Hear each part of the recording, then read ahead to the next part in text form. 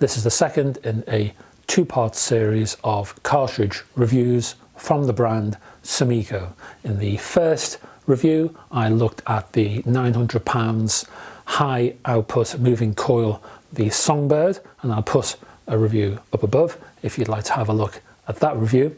In this particular review, I'm looking at a much lower cost design, around £160, somewhere around $150 US. We're looking at a design in the Oyster range of Sumiko cartridges. This one is called the Rainier.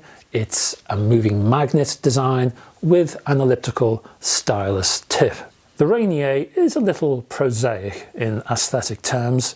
There's none of the blue dash exhibited by the Songbird, or even the slightly steampunk effect that you might see in the company's Blue Point Special Evo 3.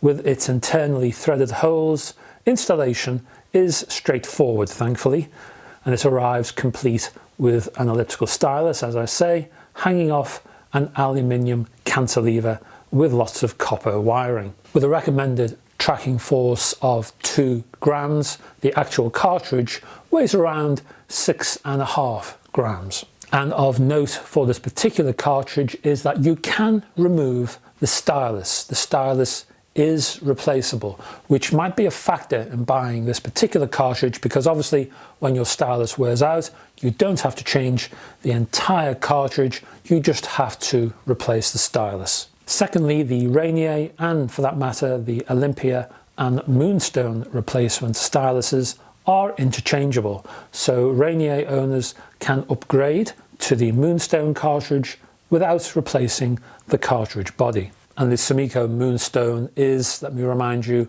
somewhere around £325. Now I say replacing the stylus on the Rainier is a lot cheaper. It is and it isn't. You're talking about £110 to replace the stylus on this cartridge, and the cartridge itself is £160. So I would have thought the stylus would have been a little bit cheaper, as it were. So while the stylus replacement does offer value, I think it could have been a little bit cheaper, to be absolutely honest with you. For sound tests, I chose a combination of jazz, vocal and rock.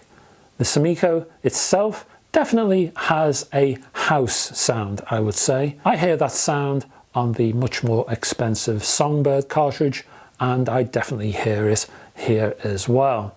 The upper frequencies were rather diffuse, which meant that they sounded more in your face.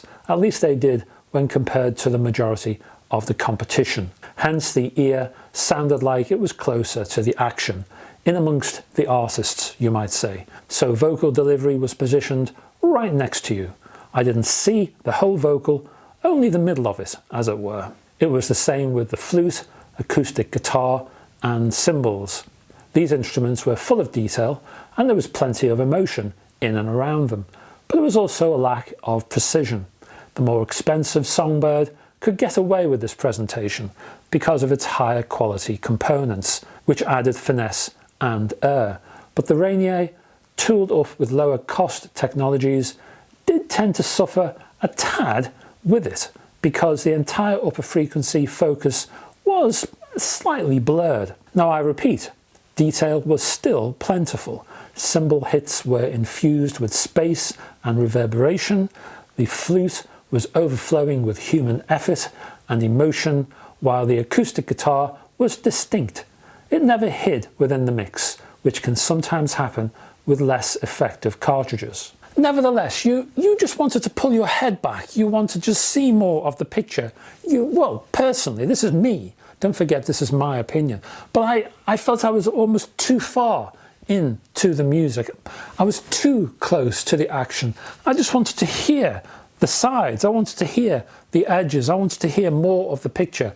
I felt I was just too up and nasty with the actual information in front of me. Bass was there, but the lack of focus did muddy the lower frequency waters a bit.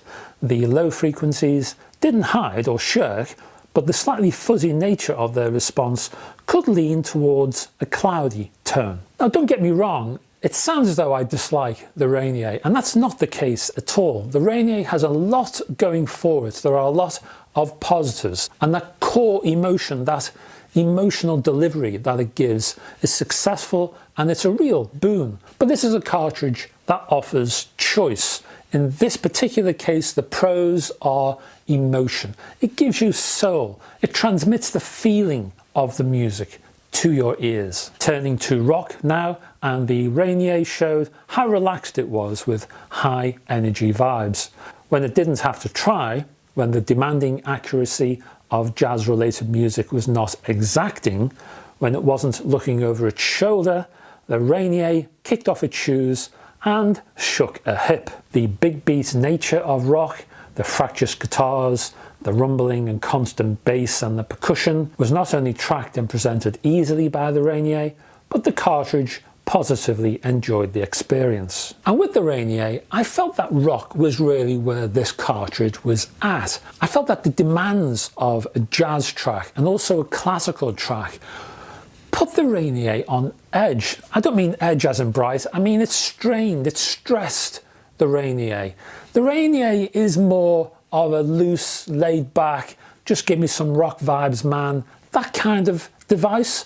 It really just wants to kick back and throw its arms around and wiggle some hips. That's what the Rainier is all about. It's not about precision, it's not about focus, it's all about soul, it's all about emotion. And with a rock track, well, the two fit absolutely perfectly. This cartridge can connect to the soul of the music very easily.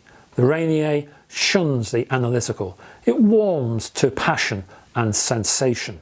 This means that rock, synth and associated music is more sympathetic to its presentation than the accuracy demanded from jazz and classical. So basically, if you're looking for passion from your music, if you want to investigate the emotion of your music, if you want to get into the soul of your music, if that's where you're coming from in terms of your vinyl collection, then the Rainier might just be the one for you. Check it out. It's a fascinating cartridge, an intriguing design indeed. And that's me done. Thank you very much for joining me and for staying to the end. Don't forget, if you'd like to check out my blog, and there's over 5 years worth of content on there, check that out. There's a link below for you to have a look at that. Also, if you want to support me on my Patreon page, there's a whole host of exclusive material on there you won't find anywhere else. Again, there's a link. I've got a link for my Facebook group, which you're welcome to join. There's a whole host of other social media links underneath there as well. And if you want to buy a Rainier, I'll put a couple of links below there. There's a couple of Amazon associate links of mine below there as well. Until the next video, hopefully I'll see you then. Bye bye for now.